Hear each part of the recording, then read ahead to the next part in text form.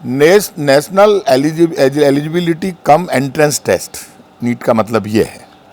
तो national eligibility cum entrance test पूरे देश में होता है और इसमें सारे स्टूडेंट एग्जाम देते हैं, उनका भविष्य दांव पर लगा रहता है। राजस्थान की सरकार की agency special operation group SOG ने कहा पेपर लीक हो गया और उन्होंने माना लीक हो गया। पेपर हूबहू जितने आए थे उसमें कॉमा की और फुल स्टॉप की भी जगह नहीं है और पेपर लीक हो गया।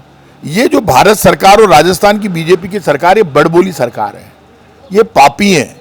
इनको ये नहीं समझ रहे कि जब रीट का एग्जाम हमारे टाइम पे पेपर लीक हुआ तो हमने एग्जाम कैंसिल किया। यदि पेपर लीक हुआ है तो स्वीकार करो और दोषियों को गिरफ्तार करो, सच्चाई सामने लाओ। पेपर जैसा लीक होने के मामले को अब सरकार दबाने में लग गई और इनके एडीजी कहते हैं कि हमें सरकार परमिशन नहीं दे रही मुकदमा दर्ज करने की। 13 आदमी आपने गिरफ्तार कर लिए, आप मुकदमा दर्ज करो, गिरफ्तार करो, सच्चाई सामने लाओ।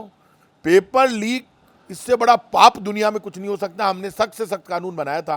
बीजेपी के लोगों को कोई अपराध होता है तो उस अपराध को आप कहते हो कि अपराध हुआ नहीं, आदमी की मौत हो गई, पेपर लीक हो गया और आप कह रहे हो ना मौत हुई ना पेपर लीक हुआ।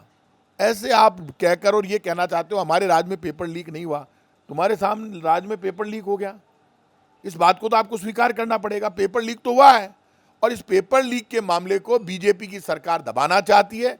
दबाने से पेपर लीक का मामला दबेगा नहीं।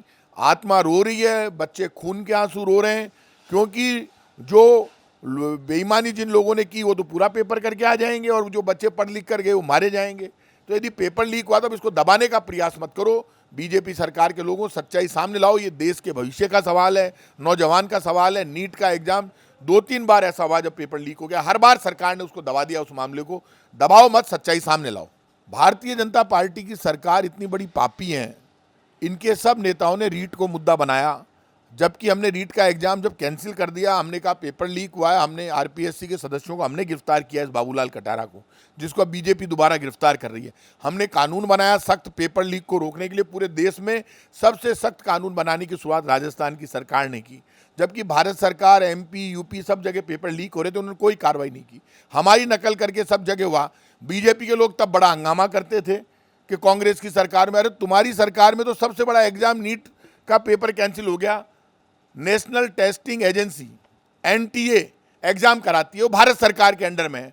राजस्थान की सरकार और भारत सरकार डबल इंजन की सरकार का दावा करती है। नीट का एग्जाम कैंसिल हो गया, national eligibility cum entrance test. अब कहाँ जाए लोग, कहाँ रोए? सरकार जब खुद ही पेपर लीक होने के बाद कहे नहीं हुआ, अरे पापियों शर्म करो। कोई अपराध होने के बाद यदि पुलिस कहेगी अपराध नहीं हुआ, सरकार कहेगी अपराध नहीं हुआ। कल तक तो पुलिस के अधिकारी कह रहे थे पेपर लीक हुआ है, अब सरकार की भाषा के अनुसार उनकी भाषा बदल रही है। भाषा बदलने से पेपर लीक का अपराध खत्म नहीं होगा और लोगों का भविष्य नहीं बचेगा, देश बर्बाद हो जाएगा। पेपर लीक के मामलों को सरकार को दबाना नहीं चाहिए, सच्चाई सामने लानी चाहिए, अपराधियों के खिलाफ सख्त से सख्त कार्रवाई करनी चाहिए, नहीं तो देश बर्बाद हो जाएगा। यदि पेपर लीक के मामले भी भाजपा की सरकारें पुलिस को कहकर दबाएगी तो फिर देश कैसे चलेगा?